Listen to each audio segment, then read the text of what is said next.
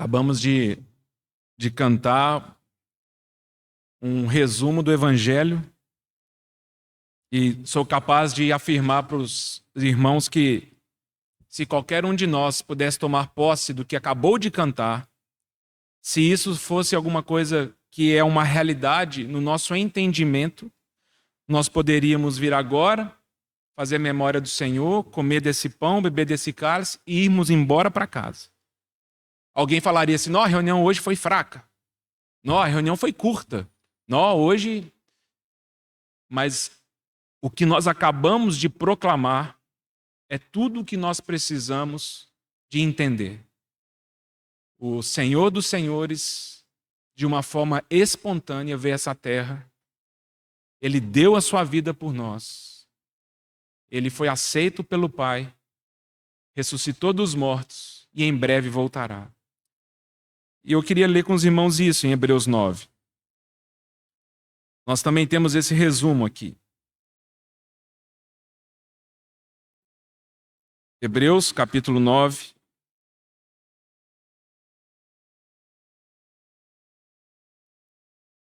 Versículo 24.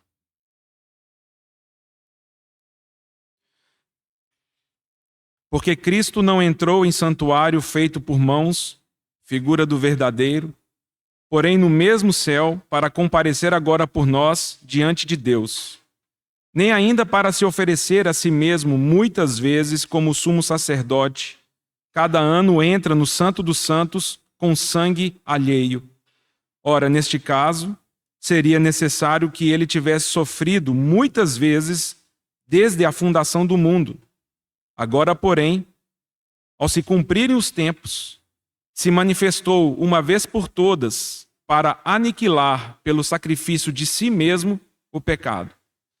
E assim como aos homens está ordenado morrerem uma só vez e depois disso o juízo, assim também Cristo, tendo se oferecido uma vez para sempre para tirar os pecados de muitos, aparecerá a segunda vez sem pecado aos que o aguardam para a salvação. Salmo 78, versículo 3 e 4. O salmista fala: o que ouvimos e aprendemos, o que contaram nossos pais, nós não encobriremos aos nossos filhos. Nós também contaremos às futuras gerações os louvores do Senhor e as maravilhas que ele fez. João, presta atenção. Daniel, presta atenção. Daniel, Jesus veio à terra. Jesus morreu por nós. Jesus ressuscitou dos mortos. Jesus venceu a morte. O que eu ouvi e aprendi, eu quero contar para os meus filhos. Eu quero contar para os irmãos. Eu quero dizer para as futuras gerações. O Senhor Deus nos amou e enviou o seu Filho. Nós não sabemos historicamente, o dia que o Senhor Jesus nasceu. Foi estabelecido 25 de dezembro. O Natal. Mas nós sabemos quando o Senhor morreu. Foi na Páscoa judaica. Foi nessa data histórica que fazemos memória historicamente nesse final de semana. Na Páscoa dos judeus. Nós sabemos que há algumas centenas de anos atrás, Jesus de Nazaré foi levantado como sacrifício. E se parece-nos óbvio, explícito, essa tipologia do cordeiro ali sendo sacrificado no Êxodo para a Páscoa e a retirada do povo de Deus do Egito para a terra prometida, isso é falado para nós claramente. O apóstolo Paulo fala isso em 1 Coríntios 5,7. Cristo é o nosso cordeiro pascal que foi imolado pelos nossos pecados. Então, é uma data histórica hoje, que carece de realidade espiritual para nós. Aqui nesse texto, curto texto que nós lemos, tem 4 informações extraordinárias, maravilhosas, que precisam ser base da nossa fé e do nosso caminhar nessa terra. Aqui está dizendo que Jesus Cristo a si mesmo se ofereceu como sacrifício. Não com sangue alheio, porque nessa tipologia bíblica, o escritor de Hebreus fala isso um pouquinho antes, que até a vinda do nosso Salvador, O israelita ele precisava pegar um sangue alheio, um cordeiro, um animal imaculado, separado, santificado, sem mancha, sem defeitos, para tipificar o verdadeiro cordeiro e oferecer a Deus. Tudo que nós estamos falando e meditando aqui de Hebreus 9 é extraordinário demais, porque homem algum poderia fazer. Eu poderia, todos os anos, como os israelitas faziam na Páscoa, imolar um sacrifício, um cordeiro, fazer memória da Páscoa, fazer memória da saída do Egito. Mas nós sabíamos que, ano após ano, Jeová falava, ano que vem você vai ter que voltar. Você vai ter que derramar esse sangue de novo. Porque ele tipificava um sacrifício perfeito. E aí nós falaríamos, tá bom, Senhor Deus, como eu posso oferecer esse sacrifício perfeito? O Senhor Deus falaria, impossível você sacrificar qualquer coisa perfeita. Olha ao seu redor, só há imperfeição. Romanos 1,18, a ira de Deus se manifestou dos céus contra os homens.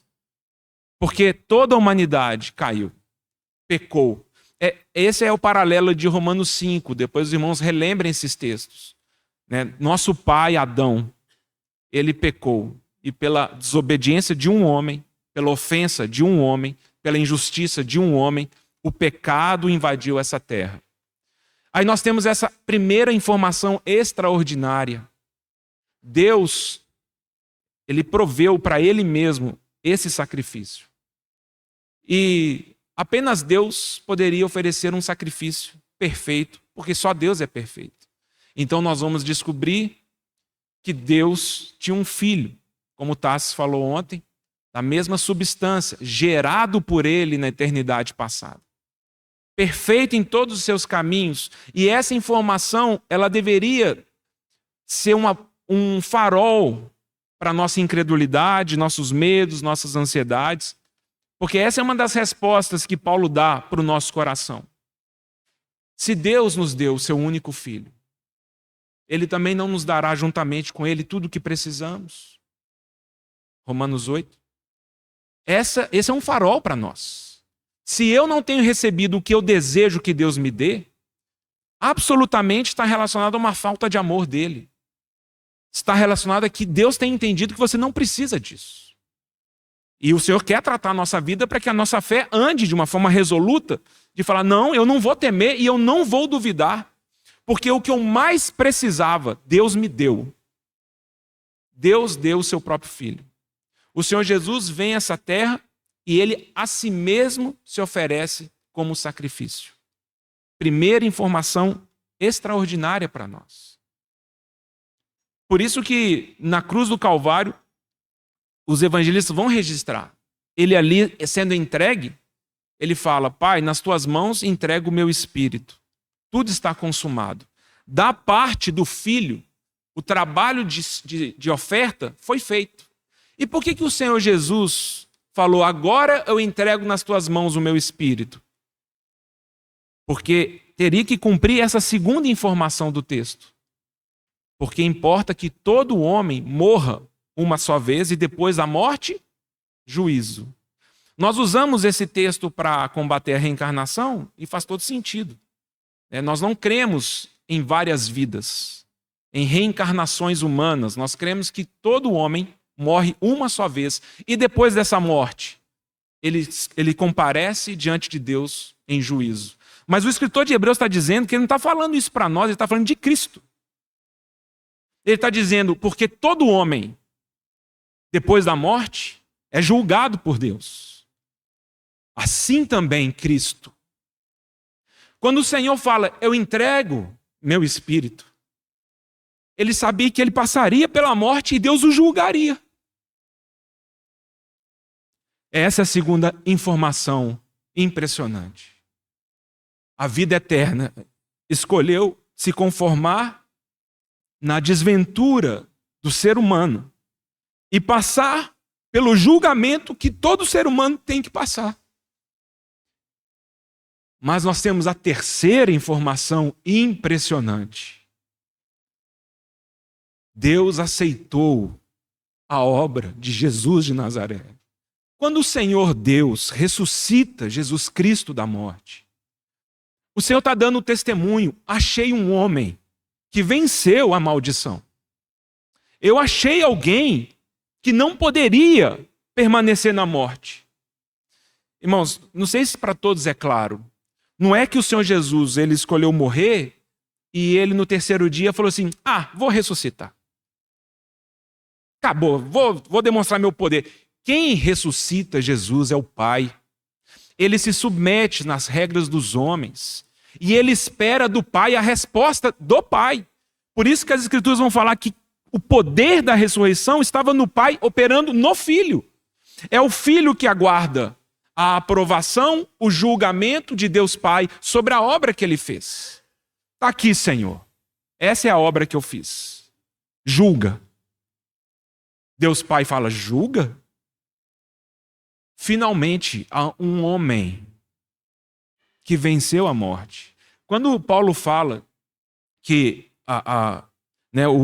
o aguilhão da morte é o pecado e a força do pecado é a lei, é que nunca existiu e nunca existirá um homem capaz de cumprir a lei de Deus e ser perfeito, a não ser o homem Jesus. Por isso que também ontem, quando o Tarso estava fazendo as considerações sobre o gnosticismo, ele chamou lá no início da história da igreja de próton, é porque esse assunto ele é extraordinário para o ser humano, nós não conseguimos entender. Começaram a tentar divagar, falando, não, talvez Jesus não veio como carne, talvez ele não era homem. E começaram a ter várias ideias. Existiu a ideia, por exemplo, de que falou, não, nós cremos que Jesus de Nazaré era um homem comum e Deus desceu nele no batismo, lembra quando o Espírito Santo, Deus desceu nele e aí ele foi tomado por Deus e esse Jesus durante 3 anos e meio ele foi sendo usado por Deus e na noite que foi traído ou no Getsêmani ou antes dele ser morto, Deus saiu dele e ele voltou a ser um homem comum e por isso que ele fala, Deus meu, por que me desamparaste? E muitos caminhos foram propostos. E é por isso que João é tão duro. Porque João entendeu, falou, irmãos, prestem atenção. Se Jesus não tivesse vindo como homem, os homens não teriam um representante deles mesmos diante de Deus. É um sangue alheio, é uma outra natureza, é uma outra realidade. Se Jesus Cristo não tivesse vencido a morte como um homem, como eu e você, então teríamos Adão, que por meio dele trouxe a ofensa e o pecado, e nós não teríamos um outro homem para trazer a justiça, a graça e a vida. E aí João fala, se alguém diz que Jesus não vem em carne, esse não é dele, e sobre ele está o espírito do anticristo. É impressionante demais, irmãos. Nosso super-herói é Jesus Cristo. Vitorioso, entregou sua vida e Deus falou, não há pecado nele. Se o salário do pecado é a morte, ele não pecou. Então ele não tem esse salário. Morte, você precisa entregá-lo para mim. É o Hades que abre as suas portas. É a morte, enquanto uma potestade, que tem que se curvar, tirar as algemas. Fala, eu não tenho legalidade sobre ele, ele não pecou. Eu não tenho poder sobre ele. E nós sabemos que a esperança messiânica, não quero entrar nisso como Pedro fala, que o Senhor, nos 3 dias, ele foi lá proclamar sua vitória aos espíritos aprisionados. Mas todos os santos do passado estavam esperando esse dia. Finalmente, o homem perfeito venceu. E nós também ressuscitaremos porque criamos nele. Ele ainda não chegou, mas agora ele chegou. E a morte precisa se submeter a um homem que venceu. Não é a revelação de Apocalipse 1? Tenho nas minhas mãos as chaves da morte e do inferno. Essa informação é extraordinária. Cabe ao homem morrer uma vez, depois disso é juízo, e o Senhor Jesus morreu e foi julgado. E ele ressuscitou dos mortos, provando para nós que Deus aceitou a sua obra. Se o Senhor tivesse feito tudo o que ele fez, se nós tivéssemos todos os evangelhos, todas as histórias, tudo igual, e o Senhor morresse e ficasse naquela tumba, ficaria um silêncio para a humanidade. E aí? Será que Deus aprovou? Será que Deus não aprovou? que vai acontecer? Lá mais para frente nós vamos ver, mas o Senhor não fez isso. No terceiro dia o Senhor ressuscitou.